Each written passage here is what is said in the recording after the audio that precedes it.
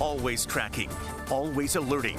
This is Next Weather. Rain over for the rest of tonight. We're looking good, but the rain comes back tomorrow, and tomorrow will be a different day. Today was a transition to a stormier pattern the next few days. Watching a couple of areas in the tropics we'll get to in a second, but Weather Prediction Center, an arm of NOAA, has put our area here in a flash flood threat level 1 of 4, so that's something we'll be watching for, and certainly not surprising because the moisture available to us will be much more significant in the last few days. In fact, the reason we had severe thunderstorms on Tuesday through the afternoon was we still had mid-level dry air, and when you get that punching in from the surface, that tends to produce some very gusty winds. That cold air up top is denser, heavier, literally physically heavier, so it comes down faster from the clouds, and that's when we can really get some damage there, and we certainly saw that through Broward County. Rolling through our rain tracker for tomorrow, I think it's, if you take anything away from this, it'll be that we have an early onset of thunderstorms, and that the thunderstorms will be capable of producing some heavier rainfall. That will be the case as well through Thursday, and even through Friday we'll get some residual tropical moisture with us, and so that will crank out another perhaps 1 inch. So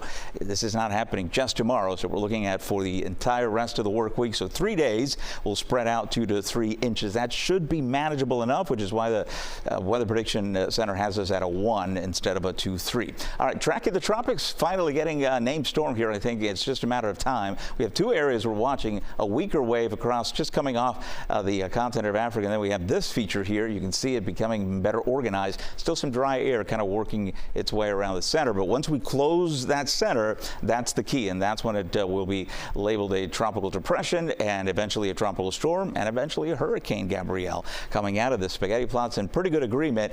The turn is always the key here, particularly for folks across Bermuda. This is nowhere near any impact for the islands in the Caribbean or the United States. So it's just a matter of, how strong it is when it either brushes or hits Bermuda directly. So that's something they'll be watching certainly closely the next few days. For us, temps in the 80s tomorrow, rain chances on and off throughout the early part of the day. I think diminishing coverage, as I showed you there, by the end of the day, and then for the rest of the week, still under the flood threat through Friday, and then diminishing coverage. Weekend looks better, dry at 40% coverage, and even less so through the early part of next week.